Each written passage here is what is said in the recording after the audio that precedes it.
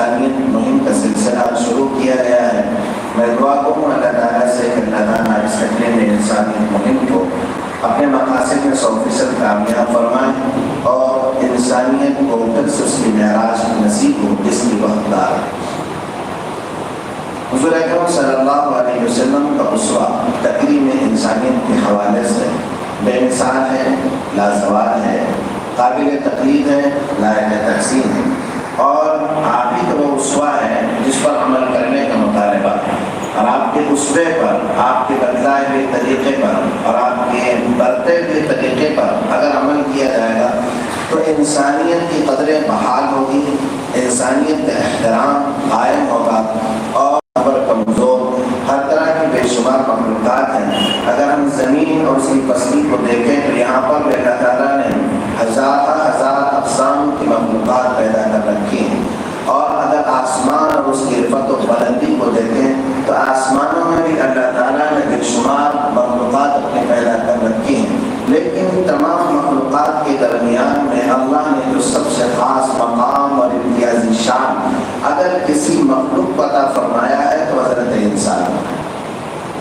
فرشتوں کے بارے میں، جنات کے بارے میں، شیاطین کے بارے میں، آسمانی مخلوقات کے، زمینی مخلوقات کے، خلائی، خاکی، آبی، نوری، ناری، کسی طرح کی مخلوقات کے بارے میں وہ بات اللہ نے نہیں فرمائی جو انسان کے بارے میں۔ ایک تو یہ کہا کہ وَلَقَدْ كَرَّمْنَا بَنِي آدم، ہم نے بنی آدم کو مکرم بنایا، اکرام والا، عزت والا، احترام والا۔ اب یہ ساری انسانیت کے درمیان میں، اور اگر آپ آگے چلے جائیں تو عزت والا بنایا تو پھر عزت کے کیا اللہ تعالیٰ نے اس کے لیے لوازم پیدا کیے ہیں۔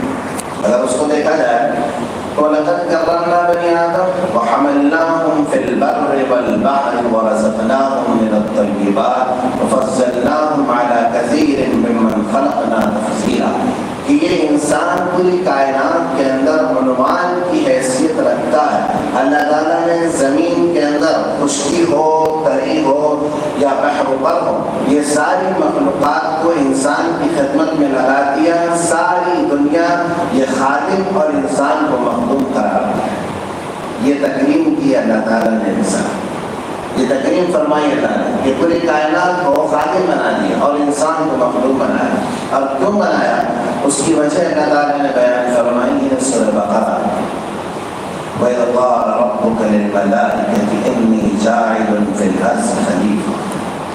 اس لیے انسان کو مکرم بنایا گیا، محترم بنایا گیا کہ اللہ تعالیٰ اس سرزمین پر اپنی نیابت اور خلافت چاہتا۔ ایک بڑا کام اور مقام تھا جو حضرت انسان کو دینا تھا۔ یہ وہ مقام ہے، یہ وہ کام ہے جو نہ فرشتوں کی نصیب میں آیا، نہ آسمانی اور زمینی کسی مخلوق کے قسمت اور اس کی تقدیر میں آیا۔ یہ قرۂ فعال اگر بنا ہے کسی کے نام تو میرے آپ کے، ہم انسانوں کے نام بنا ہے۔ انی جاعل فی الارض خلیفہ، میں اپنا نائب بنانا چاہتا ہوں، اپنا خلیفہ بنانا چاہتا ہوں۔ یہ وہ مقام ہے جس کے لیے اللہ تعالیٰ نے انسانیت کو بڑا مقام عطا فرمایا۔